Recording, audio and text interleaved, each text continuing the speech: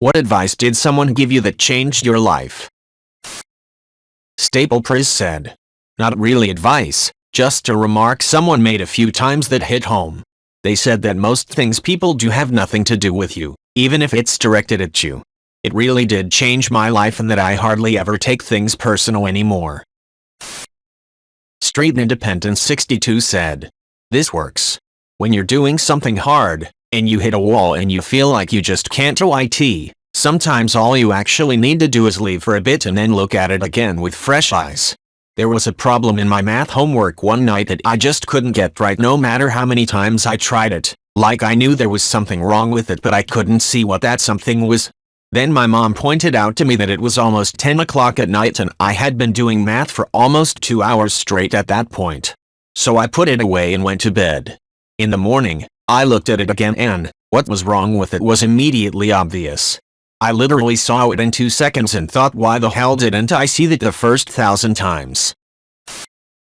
MRC99 said. I started training with a baseball team. Baseball is barely existent in my country, and the first time I swung the bat I completely smashed the tee and broke it. I was mortified and thought about it for the rest of the week. I went back the next week and no one mentioned the tee.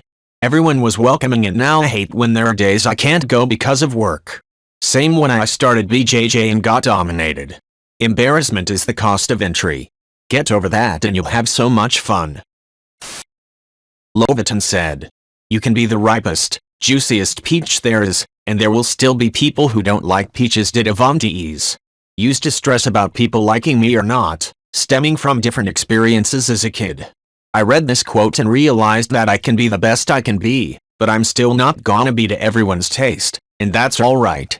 Helped me stress down almost entirely about that. Nature Prevails said. Not quite advice, but my co-worker said his wife was his best friend and I realized my husband and I weren't friends at all. Tried to change the relationship but eventually left. 10 years later married a man who was my friend, still married 13 years and he is my best friend. Mixerd said. Been dating my best friend for 2.5 years and I'm always baffled when people are dating someone they wouldn't be friends with. To me a romantic relationship is like friendship just with a much more intense level of intimacy. I'm really puzzled as to why people would make the biggest commitment in their life with someone who's not their favorite person. It'd be like choosing a lifelong career about something you don't really enjoy, or getting something you're not that passionate about tattooed on your face. Mixerd said. Hearing stuff like this always makes me sad. She's chasing something that does not exist. Emo. Sadly we romanticize love and turn it into a fantasy of an everlasting crush on each other. We're fed this idea pretty much since birth and it saddens me that perfectly good relationships are thrown away over it. To put it simply, passionate love is intense and obsessive but does not last, and companionate love is mild, closer to friendship or family love, but can last. Unfortunately passionate love is the one movies, books and songs fixate on and it feeds the fantasy that this is what real love should feel like. My relationship doesn't feel like fireworks or a roller coaster or whatever intense thing romantic songs would compare to love. It feels like a warm cup of tea, comforting and safe. I wish this idea was normalized because from what I know, this is what long-lasting relationships should feel like over time. Sorry about the rant here, I'm pretty passionate, hell, about this subject. Embarrassed Bar 2869 said. Good memories can be just as toxic as bad memories. For people in bad friendships, romantic relationships, so many people hold on to the good times in the past, hoping that it'll be like that again. You remember how good things were at the start, and you convince yourself they're not that bad. Remember that one good time, even though at present, you're being treated like shit. But what's in the past has already happened. Your current reality is not that anymore. Good memories can really trap you in bad places if you're not careful. This advice has definitely been a wake-up call to me before. Giant Stink said. Or you can be like my old manager and do the following with your direct reports. Go on vacation trips with your report, his wife and 4 kids. Except to be the godmother of another report's first child.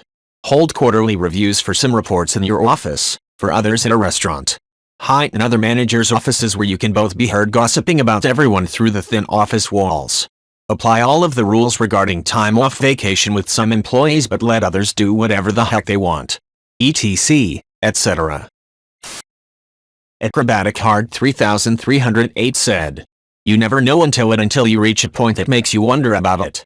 People don't realize that by going in some direction, no matter which, often puts them in the direction they were wishing to be. Simple example is you become a bartender but you keep telling people you want to do it to pay your nursing tutoring. Eventually you are going to meet someone that you get you a job as starting nurse. If you just stayed at home looking for a job on the net, it would be harder just because you don't communicate it and you don't have the networking of someone that already knows you in person. People are more likely to help who they already know." Dog said, "Consider what saying yes will cost you: time, energy, money, etc. If you really can't part with what it would cost, then no is a statement of fact, and an act of self-respect. Also, recognize that other people are allowed to be upset or have negative emotions, without it being your job to fix that, even if they say you're the source or reason. Obviously, if you've hurt someone with your words or actions, you should apologize, but if someone's mad at you for not doing them a favor, too bad.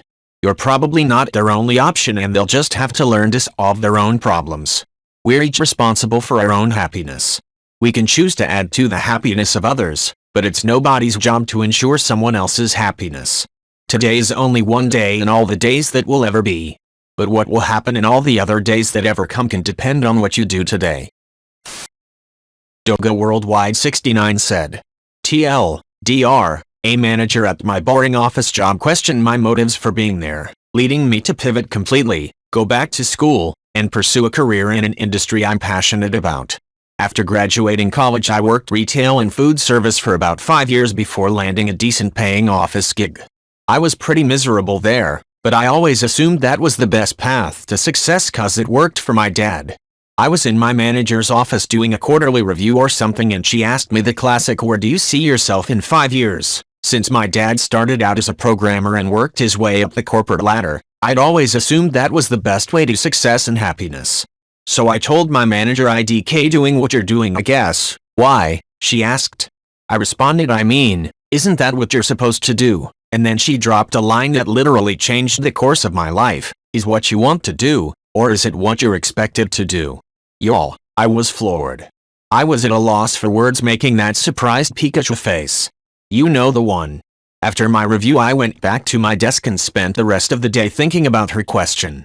I decided in the following weeks that being an office drone was not what I wanted to do, so finally, at 27, I decided to forge my own path instead of doing what my parents' society expected me to do.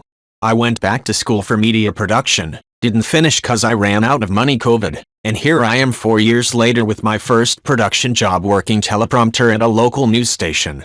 It's not where I want to end and it's been a long hard few years to get here, but it's the foot in the door job that I've been searching for. Danny Stormborn 333 said, "Stop putting everyone else first. Think about what you need before you try to help anyone else. You have to be selfish and take care of yourself before anyone else, otherwise you'll have nothing left to give others. It's okay to put yourself first, it doesn't mean you don't care about anyone else. My doctor told me that when I broke down to him during a very hard period of my life. I just crumbled in that room the second he said enough about everyone else. How are you doing? I was such a people pleaser and ran myself almost into my grave with it. I always believed if I could make everyone around me happy, I'd be happy too, because then there would be no reason for me to worry I wasn't making anyone happy or proud. But it doesn't work that way. You can't make everyone else happy, you can only do that for yourself, and it's not selfish to put yourself first. It's how you survive and get better. Then I can help the people I want to help. It was helpful in teaching me it wasn't my job to fix other people too. They wouldn't get fixed if they didn't want to be, and I was fighting a losing battle by trying and just bringing myself down with them. It took a long time, so many hard moments, but I'm selfish now and make no apologies for it." Danny Stormborn 333 said, "I get it. I understand how exhausting it is and how awful you can feel. I'd have given my last to anyone who asked for it, and it's a thankless job. Because the more you give, the more people expect, and it soon turns into something you can't keep up with. Funnily enough, since learning how to be selfish, I've found that I'm more likely to beat myself up over it than anyone else is. Nobody else cares, but I still worry I'm wrong or bad for not doing everything I can for others. It's hard to change your mindset. It's not as simple as someone telling you, but the doctor's advice settled into my mind and I've never forgotten it. It's taken years to get where I am now, but it's been worth it. I hope that you too can get to a place where you aren't exhausted and constantly worrying about everyone else. Until that day, forgive yourself on bad days. You're allowed to feel this way, and as new age as all of this sounds, it is true. I remind myself that everyone else is too busy worrying about their own issues. They aren't thinking badly of me as much as I think they are. We get stuck in our heads and think everyone notices the same things about us as we do, but they do the same thing for themselves so they don't notice. Sorry for rambling. I just have so many thoughts on this because I still have the same thoughts at times and try to help or at least listen to anyone who may feel the same way I once did. Nobody listened to me until that doctor, and I doubt I'd have gotten better if he hadn't said that. Procedure acceptable too said. Just getting to this point myself. Put in my 2 weeks notice at my social services caseworker job and have my second therapy session next week. I've spent 16 years in professions of helping high-risk clients and most of my 48 years always being there for family and friends. Selfishness isn't in my nature, but it's going to have to be going forward. A difficult COVID year helped me realize that although I'm always there to support others in need, nobody showed up when I needed them, not even me. I didn't even show up for myself, just kept working to help others. How fucked up is that? Working on my own shit first from now on. Steve the Kid 19 said. Reminds me of a scene in one of my favorite TV shows. It goes like this. A man and a woman are arguing. The woman, who is one of the main characters, is very energetic and sometimes annoying. The man, who is the villain's right hand, is more quiet, serious and methodic, a silent killer. They've been put in the same room, something none of them is happy about. Though according to their personalities the man remains silent and the woman grumbles. Their dialogue. Men, stop grumbling, I'm getting a headache. Woman, then take a tranquilizer. Men, you should take the tranquilizer. Woman, why? You're the one who has a headache. Men, because if I take it, I will relax, but if you take it, we'll both relax. That's 1-0 for the villain if you ask me. MadCow87 said. If something is worth doing, it's worth doing badly. At one point in my life I just did not want to do anything because of depression and anxiety, and it sucked. I was brought up to believe if something is worth doing, it's worth doing right. So I decided because I didn't think I could get it right I wouldn't bother doing anything. I read this, and realized I'd been doing it all wrong. I may not be able to get up and shave and shower and run 2 miles in the morning. But I can get dressed and brush my teeth. That'll do. Cool Dang Good said. If I think there's something wrong everyone around me, then there's something wrong with me. Been chanting this word every time I feel this way. Though others may see it as depressing, not to mention about my current self-esteem, it helps me to not blame others and more saying to myself what can I do better. The grass is greener on the other side helps me whenever I see other people's lifestyle seems better than I am. The more I learned, the more things I realized I do not know. This helps me question pretty much whenever I learn something. Xylo Arch said. I know this is meant to make people feel better about finding aspects of adulthood daunting. However, I would definitely amend this to something like everyone feels lost about something. Some people absolutely know what the hell they're doing in given situations and we rely on it daily. Saying they don't would be very worrying to someone who was, for example, about to undergo surgery. Or be inside a building. Expertise not only exists, but is a foundational part of society. Some people know some things extraordinarily well. And what is more, having something useful that you know extremely well can often be well rewarded. But a world-class surgeon might not have their love life in order. A couple on their 50th year of happy marriage might both have hated their jobs their whole working lives. That steady as a rock architects might dislike their body in the mirror. No one is perfect. But saying that no one knows what they're doing is far too broad and not nearly as comforting as it's intended to be, if you ask me. Civilized Primate said. Short answer, saving for retirement early and as much as you can. Long and necessary story, when I got my first big boy job after college, I was having dinner with a friend and his parents. His dad asked me about the benefits, specifically 401k and if the employer matched contributions. Friend's dad. Is this the most money you've ever made? Me, yeah, by a good margin. FD, put in 10% to retirement, You're never going to miss it. Best advice I ever got. I ignored my 401k for a good 4 or 5 years before I started paying attention to it and increasing my contributions, and if I'm lucky I'll be able to comfortably retire by 55. So many of my coworkers haven't done what I did, and many of the new hires ask for advice. I share the story, but then they tell me they are saving 5 or 6%. Still better than not saving at all, but you gotta make sure you pay yourself first. Scrijvtavaradas said. It might seem simple, but when my parents were going through divorce a lot of nasty stuff was being said, mostly by the maternal side of my family. Think adults trying to trick a bunch of young kids into hating their dad. One day, my father took me aside and told me, "You will hear things from me, you will hear things from your mom, and from others too. Find your own truth." Those words helped me make sense of things in times where I didn't know what to believe, and I still follow that advice to this day. Dr. the Sub said. You wear a shirt almost all of the time. Stop striving to be happy with how you look with your shirt off and start striving to be happy with how you look with the shirt on. It's silly, but when I was much heavier, I was so self-conscious of how I looked with my shirt off, even though it barely came off around people other than my wife. Over the years of diet and exercise, I am pretty happy with how I look with both my shirt on and off, but when I changed perspective on this, I actually starting losing weight and becoming stronger a lot faster. The Punkest Flowed said. My sister, you can't change people's opinions, you just have to accept it and move on. I sometimes go to my older sister for personal help when it comes to friends. I had this horrible relationship, I went to her for advice. And she gave me a huge speech and a line of advice. I then realized, yeah, I can't really change anyone's opinion. And it's just much more frustrating trying to, accepting it is better than dwelling on it. Even though the advice didn't help me on the matter I had with my friend, it still helped me drop burdens I had from the past. And helped me accept whatever happened afterwards. Floating Watcher said. I was playing Warcraft 3, TFT, a custom game called Footman Frenzy, by Nahunters. I was playing with a clan mate, he was German, and we were losing. We were behind on gold, hero levels and unit strength. I sat in base not knowing what to do. He scolded me and told me to send units out and try to scrape gold and EXP by eking out tiny victories here and there. He finished it off with never do nothing. I was 18 years old at the time. I'm now 31 and accomplished every single thing I embarked on. Proactivity and relentlessness is the way to go in this world. Friendly Extreme 850 said. You can always be better or worse than you are now. I had left my house that day with no intention of going home.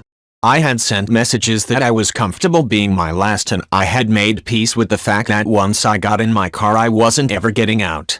My friend, who had no idea what I was planning, messaged me and asked me how I was doing. I told him that I was finding it too difficult and felt lost, and he said those words to me. The understanding that improving your life can be as small and incremental as you need it to be, and no matter how hopeless you feel, there's always some way to make an improvement, and never discard a positive step as too small to matter. It's hard, but I'm trying and it's working. I have no idea if he realizes how much that statement is holding me together, but I'm sure he knows he saved my life.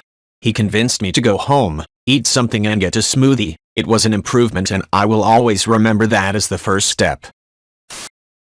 Fate His Timothy Holt said. I got divorced this year, and it really messed me up. I had been with her for 25 years, and although things had gotten cold, they weren't bad per se. It kind of came out of the blue, her choice. She just stopped answering my texts. A lot of them were questions.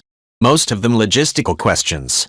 But the therapist I started seeing said something so simple, yet so good. She just said, do you really need the answer to the questions? Out of context, it might not mean much, but it was exactly what I needed at the time. J.E. Carey said, when you hear good advice, you should always do two things. Take it in and pass it on. 1. Dreams remain dreams until you take action. 2. Treat others the way you want to be treated. 3. When you quit, you fail. 4. Trust your instincts. 5. Learn something new every day. 6. Make what is valuable important. 7. Believe in yourself. Your own happiness is a reflection of your day-to-day, the things you're doing, and most important, how you are doing them. Create your own environment. Put yourself in a place that will help you grow, not suppress your growth. Surround yourself with people who understand, or at least make the effort to understand you. Nathan065 said, "Nobody owes you anything. I hate reliving this part of my life, but it honestly fucked me up so bad that it changed me for the better. Typical young 20s Malay, trying to date, not getting the time of day. I was telling a good friend about my frustrations, how being a nice guy got me nowhere, how I spent money on buying her dinner and gifts, how I wasted my time, etc.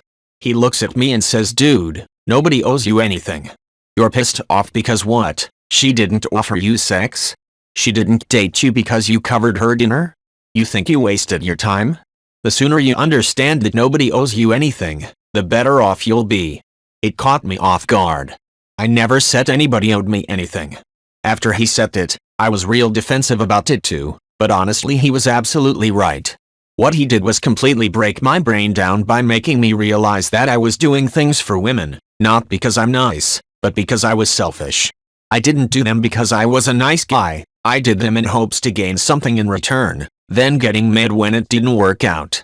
It is a terrible and toxic mentality that just makes everyone miserable in the end. Do things out of the kindness of your heart for everybody, whether they're men or women, someone you're attracted to or not, no matter their financial status, not because you want or expect something in return, but because you can do something for them and want to do something for them. After that, it took me a while, but he was right. I was so much happier meeting new people with zero expectations, treating everyone the exact same, and being my own person with no predisposed outcome of how I wanted the interaction to go. It made life a lot less stressful for everyone around me, and me a lot less angry of a person. Nobody owes you anything. Scrappity said, "Just because something is true doesn't mean you should say it, coupled with be kind but not soft. The two pieces of advice have helped me communicate more clearly, accurately, and respectfully, which makes a world of a difference when it comes to people actually listening to what you have to say. Also, looky, a lot of the shit I learned in youth group growing up. Be forgiving, offer grace to others and yourself. All people deserve dignity and love. Be truthful, elevate others above yourself. Don't judge." Even though I don't identify as a Christian, those values have only helped me grow as a person. People Grower said, "Best advice I got was when we had just gotten confirmation that my toddler had a chronic endocrine issue that was going to require daily injections. He's the exact same kid today that he was yesterday, but today you have more information to help him live his best life." At a time where I was scared and worried about his future and how this would affect him, that was really calming to me. I think it could easily apply to a lot of diagnoses. Editing to add, the toddler is now strapping almost 14 yo. He's a second-degree black belt, loves computer games, and is an amazing big brother. One of his younger siblings has the same deficiency as he does, and he's been so integral at being a role model for his little bro, and has attended conferences for kids with similar issues and demonstrated how he does his own injections for the younger kids. M.R. Lumberg said, "When learning a skill, don't compare yourself to others, compare yourself to your past self. It can be deflating to compare your skill level at something to someone else's, and can cause you to give up entirely. How will you ever get to that level yourself if you quit? Instead, compare your level now to where you were a week ago, a month ago, a year ago. If you're making progress, you're doing well." Fuco5 said, "I always considered myself nothing special. Then I got a job at a fine dining place and I heard my two managers talking about me behind my back, and what they were saying was very flattering from a professional standpoint. That shit made me realize that I was just as good as everyone else, so then I just tried a little bit harder since I had just been doing what I considered coasting, and then I became someone everyone came to for help. Also, the manager told me that I should do something with all my heart. Even if it's just putting a tomato on a salad. Put the tomato where your heart tells you. That is some dumbass bullshit, but I think about it all the time when I'm wanting to quit, but realize a little more heart will make it much better.